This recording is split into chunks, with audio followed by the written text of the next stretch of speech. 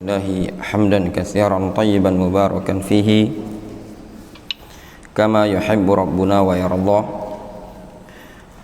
Wa ashhadu an la ilaha illallah wahdahu la syarika lah, wa ashhadu anna Muhammadan abduhu wa rasuluhu sallallahu alaihi wa ala alihi wa ashabihi ajma'in, amma ba'd. Insyaallah ta'ala kajian kita di pagi hari ini akan mengkaji kitab Fathul Mannan fi ma sahha min mansuhil Quran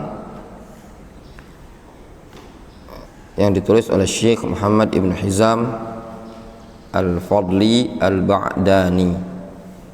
Kita masuk pada pembahasan syurutun nasakh. Syurutun nasakh, syarat-syarat an-nasakh.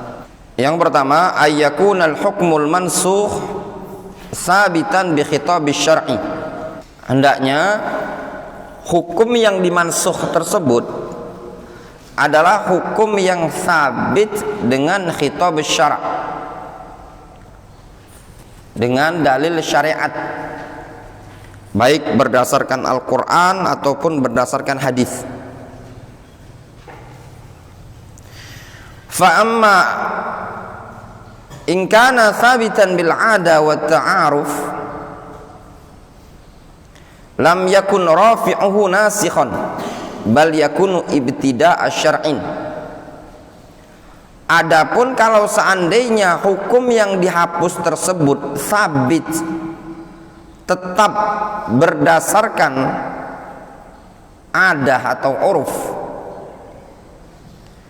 maka yang mengangkatnya tidak bisa dikatakan nasikh, bal yakunu ibtida'a syar'i, bahkan dikatakan itu adalah pemulaian atau penetapan syariat. Faham gambarnya? Ada dalil yang telah menetapkan suatu hukum syariat, kemudian datang dalil yang baru yang belakangan menghapus hukum tersebut, itu bisa dikatakan nasikh wal mansukh.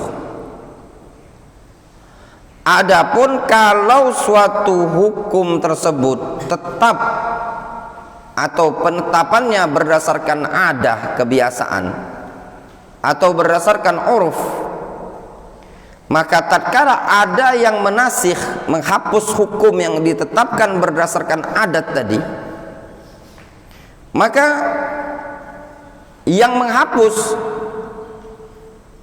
bukan dikatakan penasikh, penghapus hukum, tapi dikatakan permulaan penetapan syariat.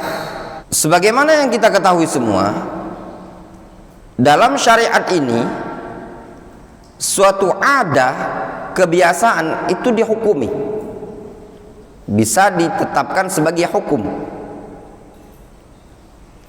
Misalkan kebiasaan suatu masyarakat itu diamalkan, ma'mul. Nah, ketika kebiasaan suatu masyarakat ini tadi dihapus dengan adanya dalil yang turun berupa wahyu, maka yang dihapus dari hukum kebiasaan masyarakat ini tadi bukan dikatakan nasikh wal mansukh. Jelas Jubin? Contoh misalkan suatu masyarakat di zaman Nabi SAW, mereka biasa minum khamr. Dilarang oleh Rasul enggak ketika itu? Tidak ada dilarang oleh Rasul. Sehingga kebiasaan yang sudah berlanjut pada mereka ini perkara yang sudah ma'mul, diamalkan. Nah, ketika datang suatu syariat yang menghapus kebiasaan mereka ini tadi, maka kebiasaan tersebut bukan dikatakan mansukh. Difahami? Tapi yang menghapus hukum tadi disebut awal penetapan syariat. Kebiasaan masyarakat jahiliyah, mereka tawaf di Ka'bah dalam keadaan telanjang. tindakan mereka tawaf di Ka'bah dalam keadaan telanjang dihapus dengan perintah untuk menutup aurat. Khudhu zinatakum inda kulli masjidin. Nah, penetapan syariat, ya, penetapan syariat bukan dikatakan penasikh, penghapus hukum,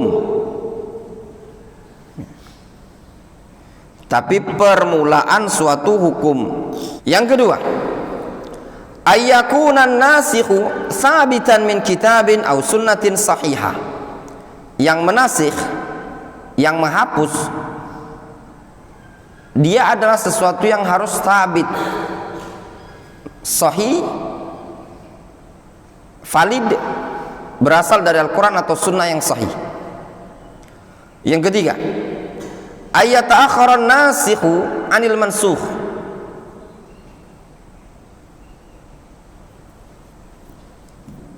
Nasikh, dalil yang menghapus, itu datang belakangan dibandingkan dalil yang dihapus. Seperti misalkan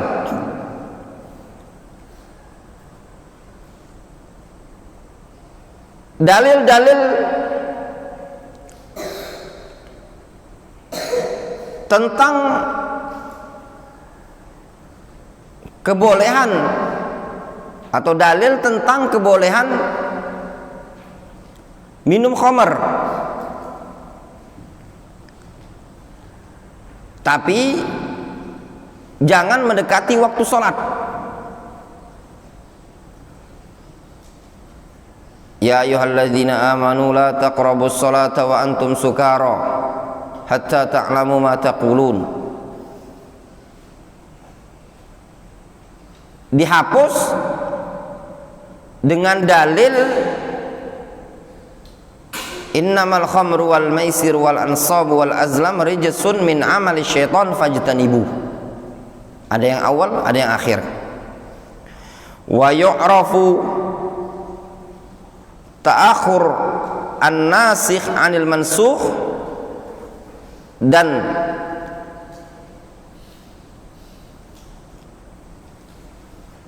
terakhirnya penasikh dari pemansuh, dari yang dimansuh, bisa dikenali imma bin nas, bisa dengan nas dalil, au bitansisis sahabah, atau dengan penasan sahabat, au bi ma'rifatit tarikh, atau dengan ma'rifah at-tarikh, dengan mengenal sejarah. Seperti dalil-dalil yang di Mekah itu di awal dimansukh dengan dalil-dalil yang ada yang turun di Madinah. Yang keempat, ayyam tani'a ijtima'un nasikh wal mansukh. Yang keempat, apabila mustahil atau tidak mungkin berkumpulnya antara nasikh dan mansukh, bi ayyakuna mutanafiyain, dalam bentuk kedua-duanya saling kontradiksi, qad tawarada ala mahallin wahid, dan kedua-duanya datang pada satu tempat, la yumkin al-amalu bihima jami'an, yang kedua-duanya tidak mungkin bisa diamalkan, bal yaqtadi thubut ahadihima raf'al akhar, bahkan konsekuensinya tetapnya salah satu keduanya itu mengangkat dalil yang lain. Jadi maknanya apa? Tidak mungkin bisa digabung dua dalil tersebut, ya. Konsekuensinya ketika ditetapkan satu dalil, dia harus mengangkat hukum dalil yang lain. Jadi ada 4 disebutkan syarat nasikh. Yang pertama, dalilnya harus sabit dari Al-Quran dan Sunnah. Yang kedua, harus dengan khitabus syara'. Yang ketiga, ta'akhur al-nasikh anil mansukh. Yang keempat, adamu imkanil jama', tidak mungkin dijamak lagi antara nasikh wal mansukh. Kenapa? Li'annahuma atau li'annahu tawarada fi mahallin wahid, dikarenakan kedua dalil tersebut datang pada satu konteks permasalahan. Jelas? Mas'alatun, masalah, hal apakah yushtaratu dipersyaratkan fin nasikhi pada dalil yang menghapus tadi ayyakuna aqwa minal mansukhi au fi martabatihi, apakah dipersyaratkan bagi dalil yang memansukh, bagi si nasikh, kondisinya dia lebih kuat dibandingkan si mansukh, dibandingkan yang dihapus, atau semartabat, dipersyaratkan satu derajat. Faham gambarannya, Fit? Apakah dipersyaratkan? Zahaba jumhuru al-usuliyin ila annahu yushtaratu fin nasikh. Mayoritas jumhur al-usuliyin mereka menyatakan dipersyaratkan pada dalil yang nasikh ayyakuna aqwa minal mansukh. Kata mereka syaratnya hendaknya dalil yang menasikh lebih kuat dibandingkan dalil yang memansukh. Au fi martabatihi, atau minimalnya satu martabah, satu tingkatan. Faqalu, mereka mengatakan la yajuzu naskhul mutawatir bil ahad. Tidak boleh terjadinya nasikh, terjadinya penghapusan hukum pada dalil yang mutawatir dengan dalil ahad. Abu Umamah, apa itu mutawatir? Hah? Diuraikan oleh banyak jalan sahabat. Pak Roni, apa ada jawaban lain enggak? Kalau Pak Roni apa jawabannya? Di atas masyhur. Yopin. Yastahillu tawatu'uhum 'alal kadzib. Marahu jam'in, ya. Wa yastahillu tawatu'uhum 'alal kadzib. Atau marahu aksar. Banyak. Berapa jumlahnya? Banyak pokoknya. Ya. Di atas masyhur, dalam artian tingkatannya di atas masyhur. Masyhur berapa? Hah? 3 sampai 10. Dia lebih dari situ. Ya. Dan mustahil ada tawatu, ada kesepakatan mereka itu adalah untuk berbuat dusta. Li'annal mutawatir aqwa minal ahad, dikarenakan mutawatir itu lebih kuat dibandingkan ahad. Pertanyaannya, pembagian hadis mutawatir dan ahad, apakah pembagian yang dikenal di zaman salaf? Ketika disebutkan salaf, yaitu awal, tidak ada salaf mutaakhirin. Zaman sahabat, zaman tabi'in.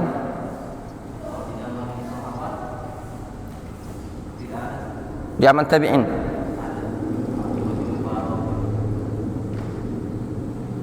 Gitu. Mungkin antum salah. Tidak ada. Di kalangan salaf tidak ada dikenal mutawatir. Mutawatir itu dikenal dan mutaakhirin. Yang awal membagi mutawatir menjadi ahad, ahlul bid'ah.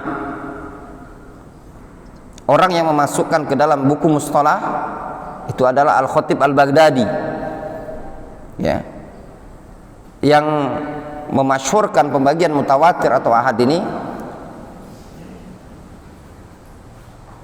Ana agak samar-samar namanya, tapi dia dikenal dengan Al-Asom. Al-Asom. Aduh, Ismail atau Ibrahim namanya, agak lupa-lupa. Dikenal Al-Asom, dia Mu'tazili. Dia yang disebutkan oleh mereka para ulama awwalu man qassama, atau minimal kalaupun bukan orang yang pertama tapi dia yang memasyhurkan. lebih kurang gitu. Ya, pembagian mutawatir dan ahad. Dan itu tidak dikenal di kalangan ahlul hadis zaman dahulu. Nah, dikarenakan sudah termasyhur, akhirnya dimasukkan oleh Al-Khatib Al-Baghdadi dalam buku beliau bab mustalah pembagian tersebut, sehingga masyhurlah datang belakangan ini. Ya, sudah terlanjur, akhirnya diikuti oleh para ulama yang belakangan. Itu sejarahnya. Ya. Nah, gitu tadi.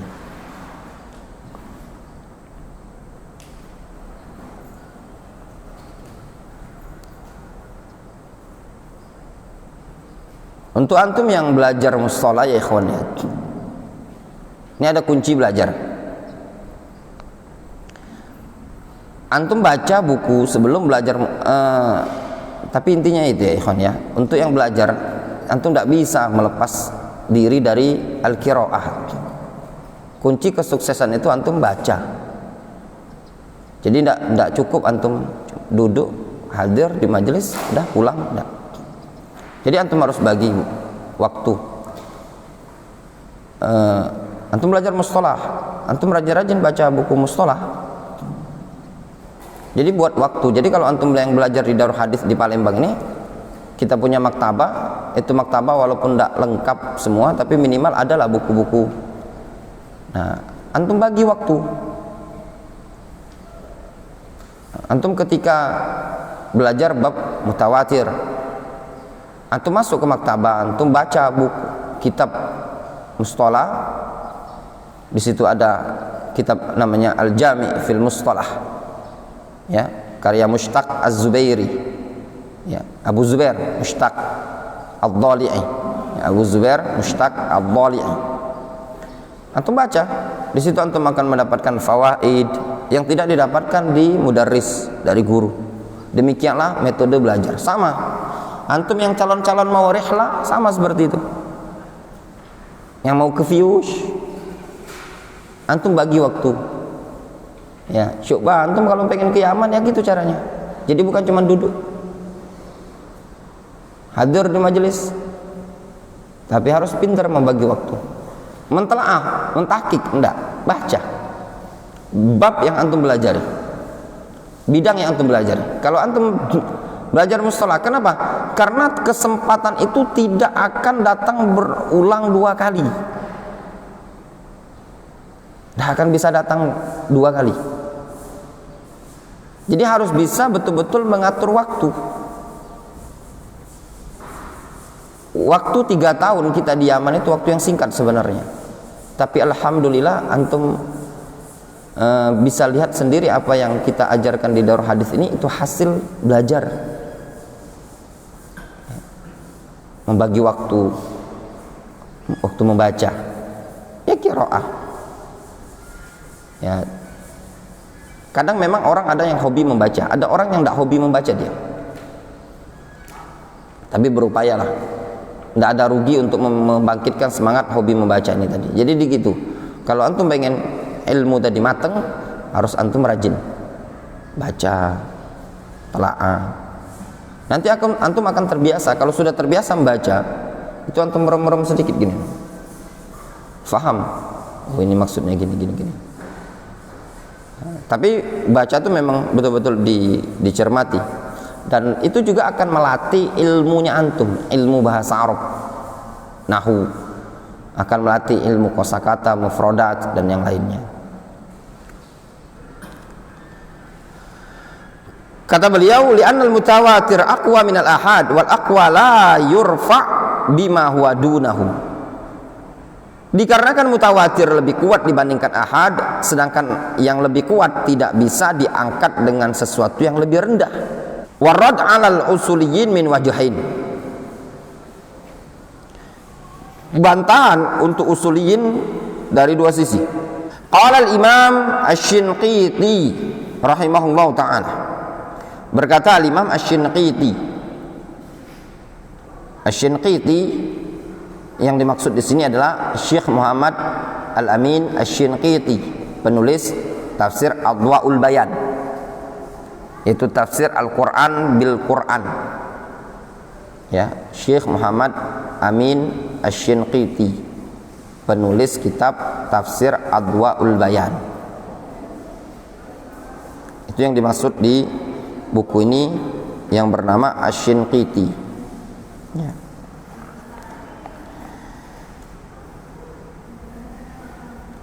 Orang-orang Shinqit ini tadi disebutkan oleh mereka para ulama termasuk orang-orang yang bagus hafalannya. Ya. Ini Afrika, Shinqit ini bagus hafalannya, kuat hafalannya. Metodenya mereka banyak mengulang, diulang terus, itu metodenya. Ya, segala sesuatu ikhwan yang namanya kalau diulang-ulang, dievaluasi, sebagaimana kata para ulama kita, ma takarrara taqarrara. Sesuatu yang takarrara berulang akan takarrar, akan menetap. Amma qauluhum, adapun pernyataan mereka, innal mutawatir aqwa minal ahad wal aqwa la yurfa bima huwa dunahu. Adapun pernyataan mereka jumhur usuliyin yang menyatakan bahwasanya mutawatir lebih kuat dibandingkan ahad dan yang lebih kuat tidak bisa diangkat dengan yang lebih rendah, fa innahum qad ghalitu fihi ghalatan aziman ma'a kasratihim wa ilmihim. Maka sungguh mereka telah keliru dengan kekeliruan yang sangat besar, ya, dalam keadaan banyaknya mereka dan ilmunya mereka tersebut. Jumhur ya jumhur, banyak ya banyak, ilmunya luas, kalau keliru ya keliru. Kok bisa? Ya, sangat memungkinkan bisa, ya, namanya manusia, ya. Wa iyadhahu dzalik, penjelasannya adalah annahu la ta'arudhu albatta baina khabarain mukhtalifai at-tarikh, bahwasanya tidak ada kontradiksi sama sekali antara dua hadis yang berbeda waktunya atau sejarahnya. Limkani sidqi kullin minhuma fi waqtihi, dikarenakan masih ada kemungkinan benar kebenaran masing-masing dari dalil tersebut pada waktu itu. Wa qad ajma'a jami'un nuzzar annahu la yalzam at-tanaqud bainal qadiyatain. Ya, mereka sepakat, jami'un nuzzar, para seluruh cendekiawan, bahwasanya tidak mesti at-tanaqud, annahu la yalzam at-tanaqud, tidak mesti adanya tanaqud bainal qadiyatain, antara dua kasus, dua perkara, illa idza ittahada zamanuhuma, melainkan apabila waktunya bersamaan. Amma in ikhtalafa, adapun kalau terjadi perbedaan waktu, fa yajuzu sidqu kullin minhuma fi waqtihi, maka masih bisa dikatakan benar, sah masing-masing dari kedua dalil tersebut pada waktunya. Difahami? Jadi kalau masing-masing dalil itu sahih, maka bisa dikatakan dalil A sahih pada waktunya, dalil B sahih pada waktunya. Falau qulta anna an-nabiy sallallahu alaihi wasallam shalla ila al-baitil maqdis wa qulta aidan lam yusalli ila baitil maqdis wa ayyanta bil ula ma qabla an-nasakh wa bi thaniya ma ba'dahu lakanat kullun minhuma sadiqatan fi waqtihi. Kalau seandainya engkau mengatakan Nabi sallallahu alaihi wasallam salat ke Baitul Maqdis, engkau juga mengatakan Nabi sallallahu alaihi wasallam tidak salat ke Baitul Maqdis, maka berarti engkau telah mentakyin yang pertama ma qabla nasakh, itu sebelum terjadinya nasakh. Pernyataan apa? Nabi sallallahu alaihi wasallam salat ke Baitul Maqdis, wa bitsaniyah ma ba'dahu, sedangkan yang kedua itu engkau berarti engkau telah mentakyinnya setelah terjadinya nasakh. Ya, lakanat kullun minhuma shadiqah fi waqtiha, masing-masingnya benar saja, bisa dikatakan gitu. Benar enggak pernyataan Yobin? Misalkan kalau ada orang mengatakan Nabi sallallahu alaihi wasallam salat ke Baitul Maqdis, benar enggak Pak Roni? Benar. Kalau ada orang mengatakan Nabi sallallahu alaihi wasallam lam yusalli ila Baitul Maqdis, Nabi sallallahu alaihi wasallam tidak salat ke Baitul Maqdis, benar enggak? Benar. Kenapa? Karena itu terjadi setelah nasakh. Iya benar. Nabi SAW sholat kan memang ke Baitul Maqdis awal-awal kan, arah kiblat kan. Benar tak kalau kita mengatakan Nabi SAW sholat ke Baitul Maqdis? Benar. Kemudian kita katakan Nabi SAW tidak sholat ke Baitul Maqdis. Benar apa enggak? Benar. Kapan itu benar? Yaitu setelah terjadinya pemindahan kiblat ke Ka'bah. Benar Abu Umamah? Benar. Sehingga mau dikatakan dua-duanya benar, ya benar, tapi pada waktunya masing-masingnya. Sehingga nasi wal mansukh itu sebenarnya dalilnya masing-masingnya benar. Difahami? Tapi benar pada waktunya. Makanya pernyataannya apa? Fa yajuzu sidqu kullin minhuma fi waqtihi. Boleh benar dalil masing-masing dalil tersebut pada waktunya. Kemudian al-wajhus tsani, sisi yang kedua. Alasan yang kedua. Annan nasikh haqiqatan innama jaa rafi'an listimraril hukmil mansukh wa dawamihi. Bahwasannya an-nasikh secara hakiki dia datang mengangkat keberlangsungan suatu hukum yang dimansukh wa dawamihi, dan kesinambungan hukum tadi. Wa dzalika dhanni, itu adalah dhanni. Wa in kana daliluhu qat'iyyan, meskipun dalilnya adalah qat'i. Kenapa? Fal mansukh innama huwa hadza dhanni la dzalikal qat'i. Maka yang mansukh dia dikatakan yang dhanni,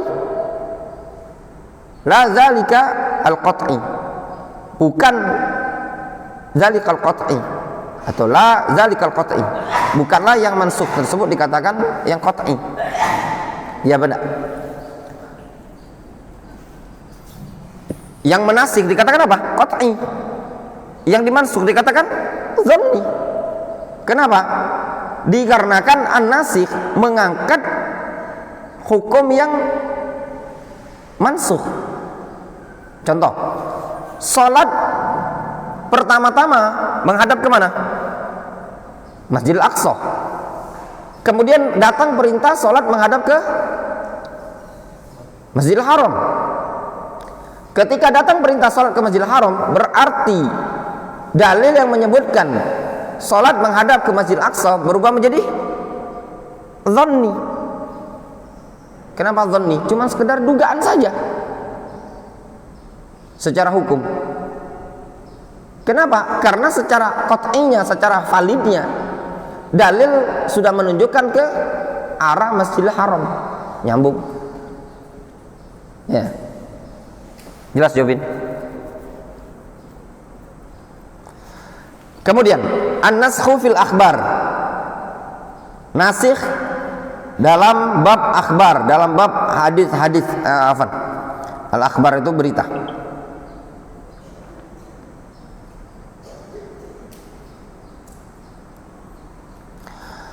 An-naskhu fil akhbar. Qala Ibnul Jauzi rahimahullahu taala. Berkata Imam Ibnul Jauzi, al-akhbaru ala dharbain. Al-akhbar, khobar itu ada dua macam. Ahadihima, yang pertama, makana lafzuhu lafzul khobar. Al-akhbar ini terkadang bisa diartikan apa? Hadis-hadis. Ya, terkadang diartikan ya khobar itu sendiri. Lafaz yang sifatnya khobar. Ya. Wa ma'nahu ma'nal amr. Jadi al-akhbar ya.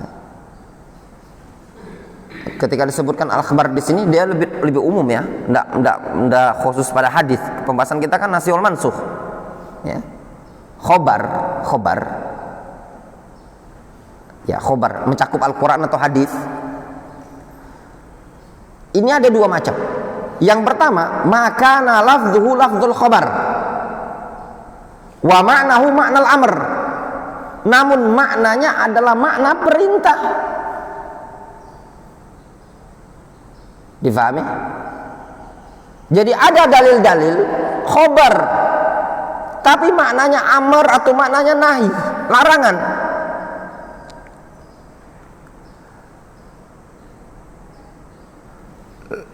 La'ana Rasulullah sallallahu alaihi wasallam akilar riba wa mukilahu wa katibahu wa syahidaihi. Abu Umamah, apakah dalil tadi menunjukkan haramnya riba? Dilarang melakukan riba. Mana sisi pelarangannya? Itu kan cuma disebutkan la'ana Rasulullah SAW, Rasul melaknat, tidak melarang. Maknanya yang tersirat. Itu namanya lafadz khobar, yang diinginkan apa? Larangan. Orang-orang yang membuang sampah di dalam masjid ini dikeluarkan belajar di sini. Itu khobar atau larangan? Itu khobar bermakna larangan. Ya. Atau istilah lain itu disebut dengan kalam apa namanya? Idil dalam bab bahasa Arab. Ya mirip-miriplah jumlah akhbariyah. Mungkin yang lebih tepat disebut, mereka sering menyebutnya dengan istilah kalamul insya. Insya itu sama khobar. Oh ya, afan jumlah khabarnya afan. Insya itu ya benar. Insya itu amr. Ya afan benar. Kalam khabar, insya itu amr. Sadaqtah, ahsanta. Ya, insya itu amr atau nahi, sedangkan itu tadi jumlah khabar ya. Kalam ada dua, ada pertama disebut dengan jumlah khabariyah, yang kedua disebut dengan jumlah insya'iyah. Ya, jumlah khabar. Afwan, anda tadi mau nyebut khabariyah bermakna insya'iyah. Nah, itu yang lebih tepat tadi. Jadi khabariyah dalam bab nahwu, khabariyah itu bermakna insya'iyah. Itu bahasa ringkasnya. Kalau bahasa panjangnya tadi khabar bermakna amr. Tapi itu lebih khusus karena insya itu lebih mencakup perintah dan larangan. Jadi yang kalau mau lebih umum dia dengan istilah jumlah khabariyah bermakna insya'iyah. Kaqaulihi ta'ala la yamassuhu illal mutahharun. La yamassuhu illal mutahharun. Tidaklah menyentuh Al-Quran tersebut atau kitab tersebut illal mutahharun, melainkan al-mutahhar. Ya. Untuk lihat ada ikhtilaf dalam masalah tafsir ini tadi. War raji yang dimaksud mutahharun adalah malaikat. La yamassu ailahul mahfud. Fahadha lahiqun. Ini namanya lahiq bi khitabit taklif fi jawazin nasakh alaih. Nah, ini lahiq ya, yang bisa belakangan ya, dengan khitab syara' khitab at-taklif tentang kebolehan nasikh. Maksudnya lahik itu nyertai ya. Yang seperti ini bisa lahik, bisa apa? Belakangan, bisa menyertai ya. Bisa menyertai khitab at-taklif atau nempel pada khitab taklif tentang kebolehan nasikh. Kenapa? Karena pada hakikatnya dia bermakna insya. Difahami? Bukan bermakna khobar.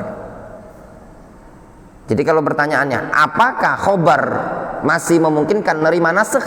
Jawabannya iya. Apabila khobar tersebut bermakna al-insya. Difahami? Nyambung?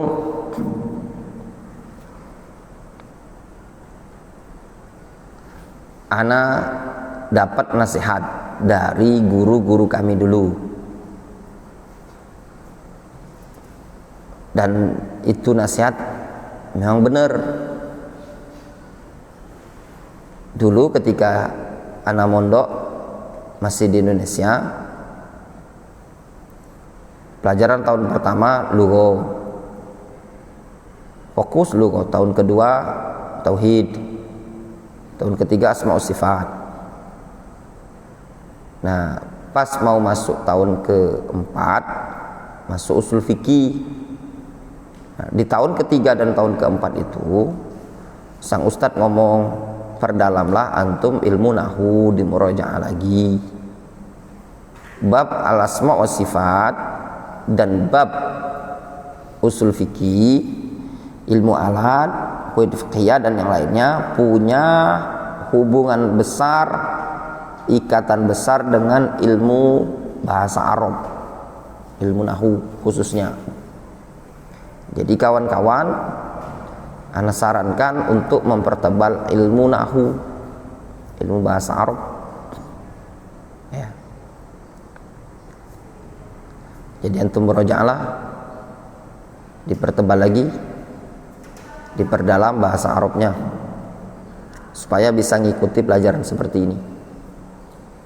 Nah, jadi dari sini dapat pelajaran ya bahwasanya ulumul Quran itu tidak terbatas dengan pelajaran tahsin yubin.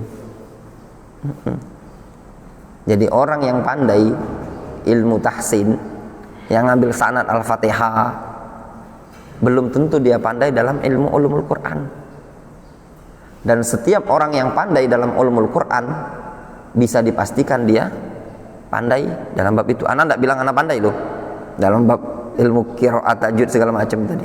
Tapi untuk para ulama yang pandai dalam ilmu ulumul Quran, bab itu juga enggak kalah. Siapa? Antum mau contoh siapa? Al-Kisai, qiraat Al-Kisai ada. Siapa Al-Kisai dalam bab nahwu? Oh, jangan tanya. Seluruh ahli qiraat itu bukan cuma pandai menyebutkan makhrajnya, ain gimana sifatnya, kha gimana sifatnya, po gimana sifatnya. Enggak. Mereka itu tahu seluk-beluk ilmu nahwu. Makanya mereka itu lakopnya apa? An-Nahwi, Al-Muqri. Ya, enggak ada sejarahnya. Cuman di kita saja orang yang kalau pandai Al-Qur'an sudah wah ya. Karena dia cuman fokus ke ilmu tahsin dan tajwid itu tadi. Kalau di zaman dahulu ya mereka pandai seperti itu juga pandai. Sama di Yaman juga kita jumpai para masyayikh yang ahli qiraat itu dalam bab nahunya luar biasa. Karena punya hubungan erat. Ada hubungan erat besar dalam ilmu qiraat dengan ilmu nahu, ilmu lugha. Nah, jadi bagi antum mumpung masih di awal, ya diperbanyak, dipertebal untuk memperdalam ilmu bahasa Arab tadi. Ini yang sering Anda ingatkan ya. Ya, manfaat kembali kepada antum sendiri. Nanti pening kepala antum, mumet ya. Coba antum ke Yaman, perdalam nahu. Cari syekh namanya Muhammad Al-Haswi. Ya, Muhammad Al-Haswi itu pakar nahu.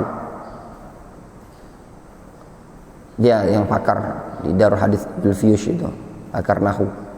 Ikuti pelajaran dia. Kalaupun tidak pelajaran dia, cari namanya Syekh Anis Al-Yafi'i, Abu Abdurrahman. Anis Al-Muhandis orang bilangnya. Enak ibarahnya dia. Cara nyampaikannya dia lebih mudah. Ya. Juga mumpuni dalam perdalam itu tadi.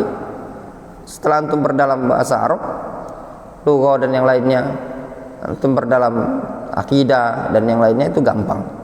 Intinya di bahasa Arab tadi. Makanya para ulama menyebutkan inti ilmu tadi ada pada bahasa Arabnya, nahunya. Nah, terus mungkin ada pertanyaan, Ustadz, gimana kalau ilmu al-muhadatsah, at-takallum bil arabiyyah? Itu gampang sekali itu. Antum di Yaman cuma butuh waktu sebulan 2 bulan bisa, karena itu cuma butuh praktek. Nah, ini tadi belum tentu butuh lama, mumet kepala antum sebulan, agak pening kepala. Nah, nanti udah terlatih baru. Nah, kita di Darul Hadis di Palembang ini ya tidak terlalu ya menekankan muhadatsah dan yang lainnya. Mungkin ini diantara bentuk kelemahan pada kita karena kita lingkungan kita seperti ini. Ya memang agak susah kadang mempraktekkan muhadatsah, berbicara dengan bahasa Arab tuh. Ya paling enggak antum perdalam nahunya dulu saja ya. Mau praktek bahasa Arab ya antum belajar ke luar negeri. Susah memang. Kita banyak aktivitas ngobrolnya pakai bahasa Indonesia.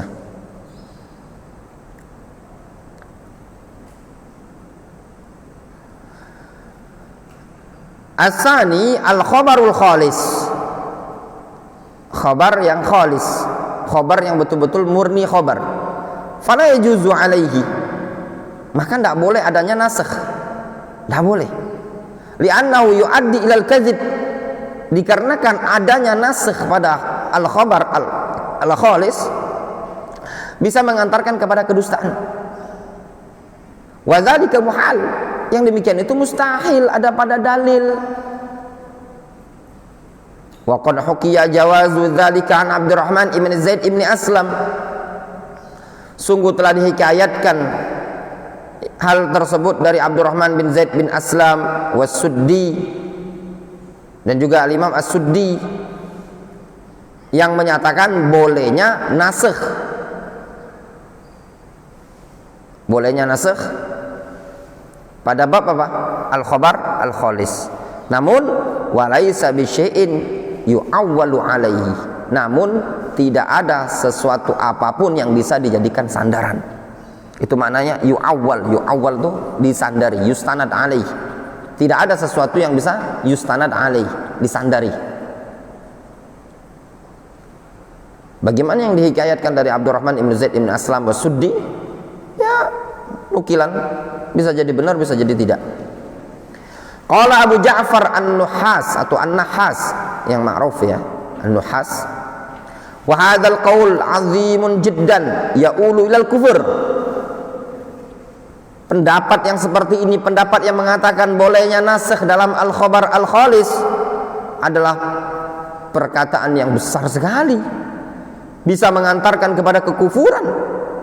Li'anna qailan, dikarenakan orang yang berucap lau qala qama fulan, kalau seandainya dia mengatakan qama fulan, si fulan telah berdiri, summa qala lam yakum, kemudian dia mengatakan lam yakun, faqal, kemudian dia mengatakan nasakhtuhu lakana kadziban, kemudian dia mengatakan aku telah menasakhnya, berarti dia dusta sebelumnya. Mana dokter fikih tidak datang? Kata Syu'bah, sakit. Dia bilang sakit.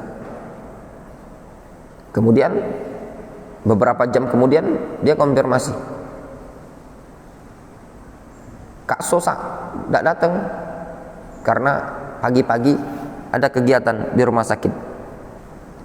Berarti tadi dikatakan nasi wal mansuh? Bukan. Khobar yang pertama keliru, dikatakan kadzib, khoto, kesalahan. Yang kedua itu yang benar, bukan dikatakan nasi wal mansuh. Nah, kalau ada nasi wal mansuh dalam khobar seperti ini dalam Al-Quran, dikatakan, contoh misalkan dalam Al-Quran disebutkan kisah Nabi terdahulu, Ashabul Kahfi itu ada berapa jumlahnya? 7 orang kan? Nah, itu ayat turun tentang Ashabul Kahfi, ada 7 orang. Kemudian turun lagi ayat menyebutkan kisah Ashabul Kahfi 7 orang ini tadi. Tidak benar. Yang benar adalah 10 orang. Berarti kan konsekuensinya yang 7 tadi adalah berita keliru. Masa Allah SWT keliru dalam menyampaikan berita? Kalau kita mungkin, kalau Allah SWT, wa man asdaqu minallahi haditha, tidak ada orang yang paling jujur ya, atau tidak ada yang paling jujur di dalam menyampaikan berita melainkan Allah Azza wa Jalla. Qala Ibnu Aqil, berkata Ibnu Aqil, al-akhbar la yadkhuluha an-nashu, al-khobar itu tidak mungkin bisa dimasuki oleh an-nasakh. Li'anna naskhal akhbar kadhibun. Dikarenakan nasakh akhbar adalah kadhib. Wa hausyiyul Qur'an min dzalik. Iya.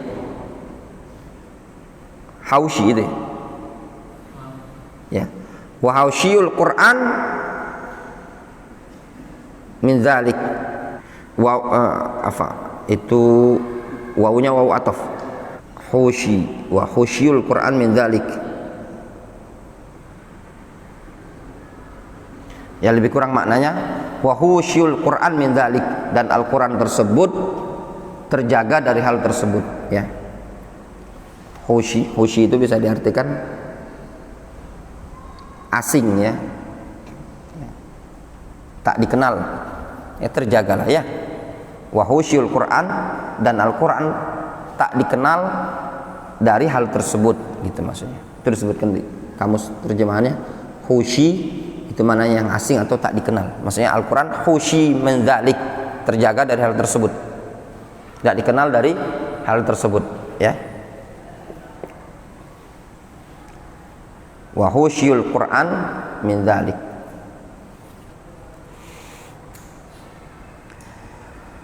Wa qul, aku katakan. Ini baru muqaddimah, ikhwan. Jadi kita pelajaran muqaddimah nasikh wal mansukh. Sebenarnya pembahasan nasikh wal mansukh ini dalam ilmu ushul fikih. Wa qul al-ayah allati matsala biha Ibnul Jauzi, ayat yang dijadikan contoh oleh al-Imam Ibnul Jauzi rahimahullah, as-sahih fi tafsiriha anna khabarun anil malaikah. Yang benar tentang tafsir ayat yang dibawakan oleh Ibnu Jauzi di atas, yang mana? La yamassuhu illal mutahharun.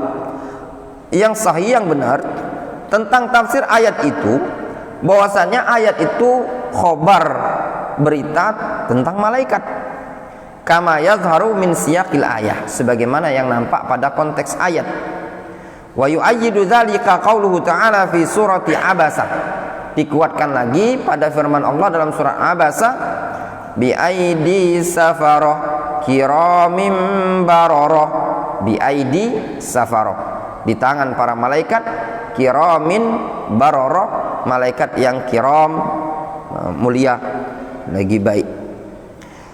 Walau masalah biqaulihi ta'ala, kalau seandainya mungkin Ibnu Jauzi mencontohkan dengan ayat wal mutallaqatu yatarabbasna bi anfusihinna salasata quru, wanita yang ditalak itu menunggu diri mereka selama 3 kali masa haid.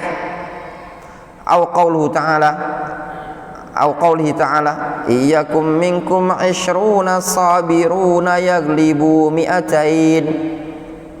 Jika seandainya di kalangan kalian ada 20 aja orang yang sabar, niscaya bisa mengalahkan 200 orang. Lakana aula wa ahsan, niscaya yang demikian itu jauh lebih baik, lebih bagus, lebih utama. Difahami ya kan? Antum faham yang disebutkan Syekh Muhammad bin Hizam? Iya. Kan ini kan pembahasan khitabut taklif. Ya, khitabut taklif. Nah, ini kan ayat kan berkaitan dengan malaikat. Sedangkan taklifnya itu kan berkaitan dengan jin dan manusia. Difahami? Itu tadi. Dan lebih tepat, ini tuh khobar al-kholis. Ya enggak? Allah memberitakan itu yang di Lauhul Mahfuz tidak disentuh kecuali oleh para malaikat. Difahami? Nah, ini kan tidak ada hubungan taklif. Nyambung? Nah, kan di sini disebutkan fahadha lahiqun bi khitabit taklif fi jawazin nasakh. Ya, ini bisa disertakan ngikuti khitabut taklif tentang kebolehan nasakh. Kalau kita maknakan ayat ini berkaitan dengan manusia, bisa kita katakan khitabut taklif. Maksudnya jangan ada manusia yang menyentuh Al-Quran. Hukum bukan? Hukum. La yamassuhu illal mutahharun. Tidak boleh menyentuh Al-Quran kecuali orang yang suci. Difahami? Itu maknanya apa? Jangan ada yang menyentuh Al-Quran melainkan engkau dalam keadaan suci. Larangan bukan? Larangan. Atau perintah untuk bersuci ketika ingin menyentuh Al-Quran. Namun kalau disebutkan berkaitan dengan malaikat, maka itu khobar. Karena Al-Quran itu berkaitan dengan kita. Atau antum ada faedah yuk?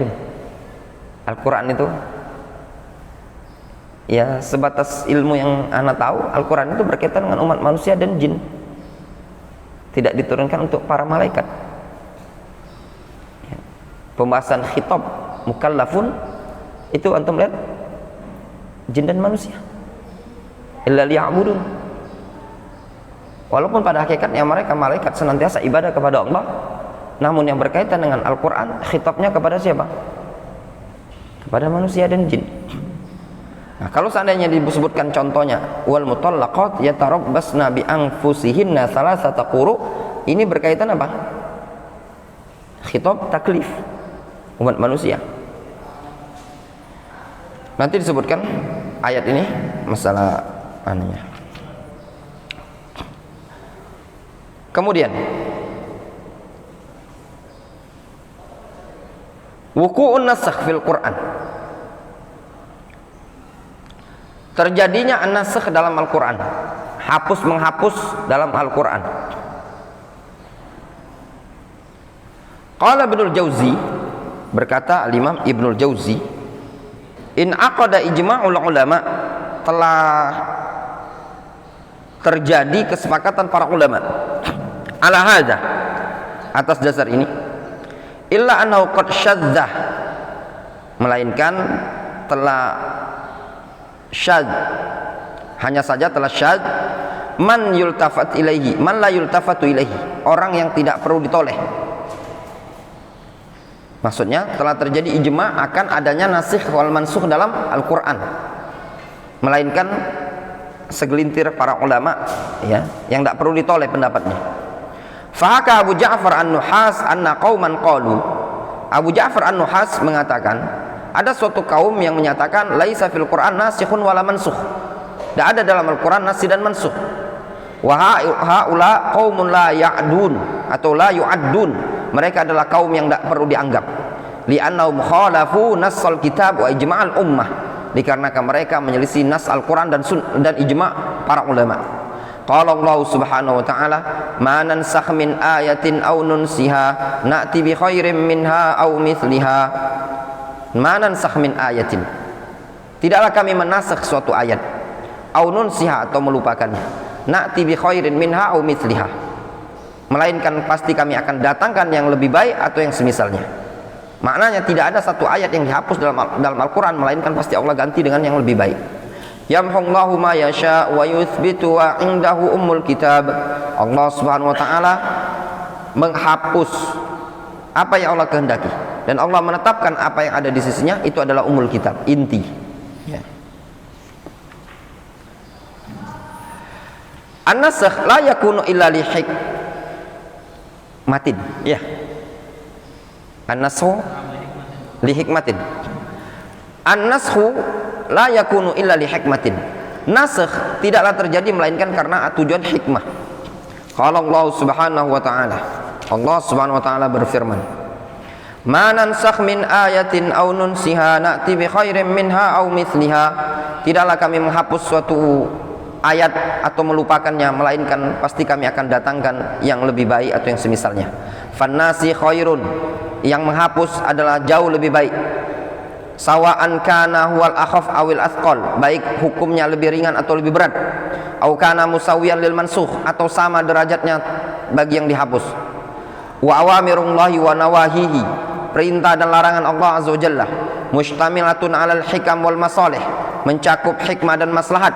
Fa idzan tahatil hikmah wal maslahah min khitabil awal, kalau selesai hikmah dan maslahat dari khitab al awal, wasarat fi ghairihi amrun jalla wa ala bitarkil awal alladzi zalat hikmatuhu, maka berubahlah pada perkara tersebut, ya, suatu perkara yang suatu perintah dari Allah Azza wa Jalla untuk meninggalkan yang pertama yang telah hilang hikmahnya. Maksudnya apa? Al-Quran itu membawa hikmah, ya kawan. Ya. Maka ketika hikmah tersebut maslahatnya hilang, maka Allah akan gantikan dengan yang baik. Contoh, khamr di awal-awal dibolehkan bukan? Dibolehkan. Kenapa dibolehkan? Karena mereka baru masuk Islam. Iya pada? Mereka baru masuk Islam. Dibolehkan minum khamr? Boleh. Awalnya kan khamr itu adat, ya, adat biasa. Kemudian dibolehkan dengan adanya ayat yang menyebutkan bolehnya khamr, ya. Dalam surah An-Nahl ditetapkan. Kemudian datang ayat masih membolehkan, cuma sekedar warning, wa ismuhuma akbaru min naf'ihima. Kemudian ada ayat yang menyatakan la taqrabus shalah wa antum sukar. Ketika maslahat yang tadi hilang, maka dihapus, ditetapkan innamal khamru wal maisir wal ansab wal azlam rijsun min amali syaitan.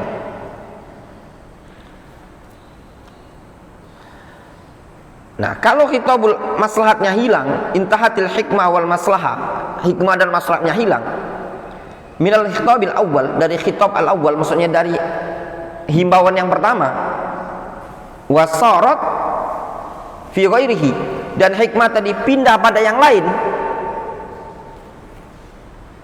amara jalla wa ala, maka Allah azza wa jalla memerintahkan bitarkil awal, untuk meninggalkan yang pertama, alladzi zalat hikmatuhu, yang telah hilang hikmahnya, wal akhdhu bil khitabil jadid al mustamil ala al hikmah al an, sehingga perintah untuk mengambil khitab yang baru yang mencakup hikmah yang sekarang ini.